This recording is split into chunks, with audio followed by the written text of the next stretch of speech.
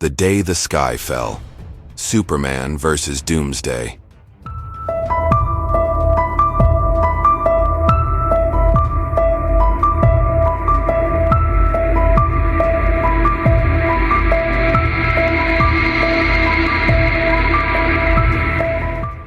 There are days that begin like any other, and there are days that etch themselves into the bones of history. The day Doomsday came to Earth was the latter, the kind of day where time seemed to slow, where the very atmosphere thickened with dread, and where even the bravest looked to the skies with silent prayers. It started on the outskirts of Metropolis, a quiet rumble beneath the earth that quickly grew into a violent convulsion. Streets cracked open like fragile eggshells. The ground heaved and split, and from the chaos emerged a creature so hideous, so primally terrifying, that even those who had seen war and death were struck speechless.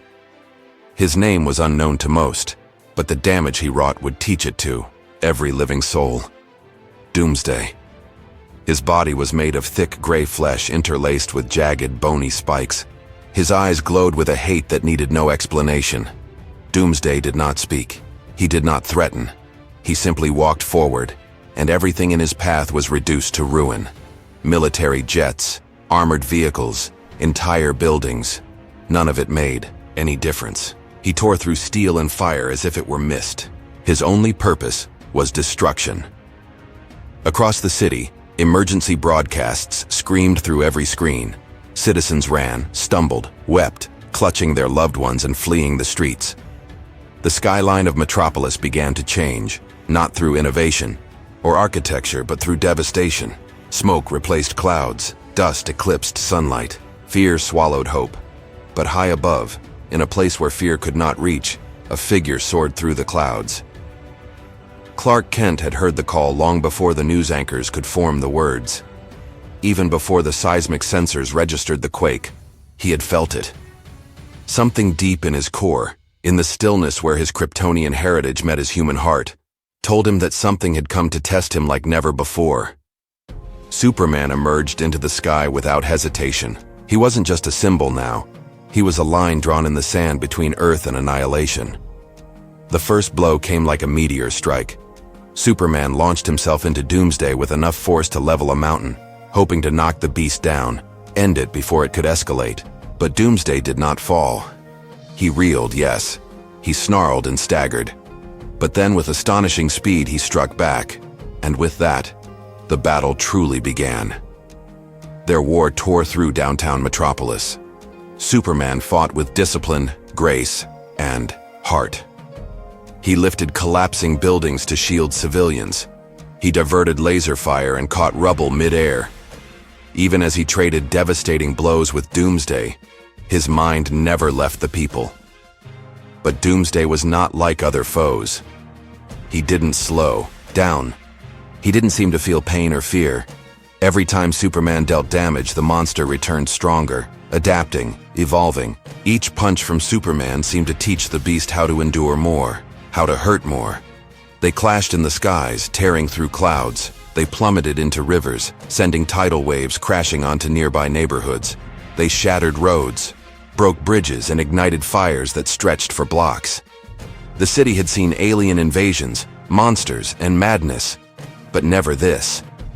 Blood streamed from Superman's lip. His breaths came shorter, his movements more desperate. His cape was ragged, his suit was torn, but his resolve never cracked. He remembered a promise, not to a government or an alien council, but to his mother, Martha Kent.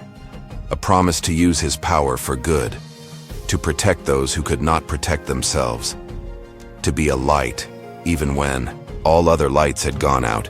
And so even when Doomsday knocked him into the rubble of the city square, where the statue of Superman had once stood proudly, he rose again. Brick dust covered him, bones ached, muscles screamed, but he stood. He faced the monster once more, a man against a godless force of annihilation. The tide of the battle shifted as they moved toward Centennial Park. The green fields were soon stained with ash. Trees fell like dominoes under their fury. Doomsday's strength seemed endless. He grabbed Superman and hurled him through an entire row of buildings, the shockwave crumpling steel beams like paper. And yet, Superman rose again. Somewhere, in a half-buried emergency shelter, children watched the battle through flickering monitors. One little boy clutched a makeshift cape of red cloth and whispered to no one in particular, "He'll win. He always does." But this time, victory came at a cost. Superman, bruised and broken, launched himself high into the sky. He closed his eyes for a heartbeat and turned his face toward the sun, soaking in its energy, his final charge. The power surged within him, hot and golden like life itself. Then, with every ounce of strength, he dove. He struck Doomsday with the force of 1,000 thunderclaps. The ground split. Glass shattered miles away. A column of smoke and dust erupted into the sky like a volcano. And then, silence. When the dust cleared, two bodies lay motionless. Doomsday's chest no longer heaved. The monster was still, finally. The jagged spikes dulled, the rage extinguished. Beside him, Superman lay broken. The air felt thinner. The sky seemed dimmer. A hush fell across the battlefield, as though the world itself mourned. Paramedics rushed forward. Police cordoned the area. Heroes from across the globe stood in disbelief. The Flash arrived in a blink and fell to his knees. Wonder Woman placed her hand gently over Superman's heart and closed her eyes.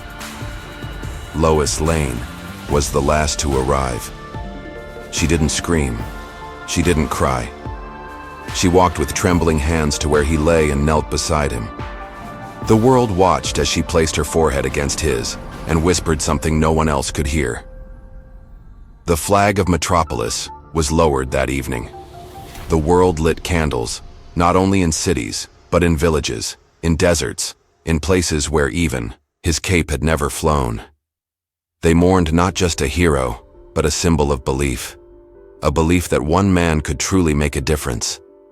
They buried him in a golden casket beneath the Metropolis skyline, where the statue of Superman would be rebuilt, taller than before. And on that statue, carved in stone, would be a simple message: he stood when no one else could.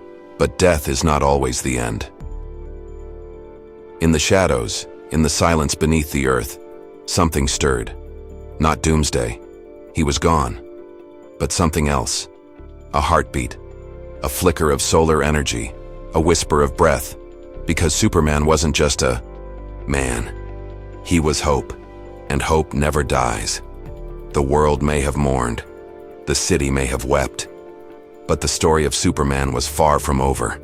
Because even when the sky falls, someone will always rise to hold it up again.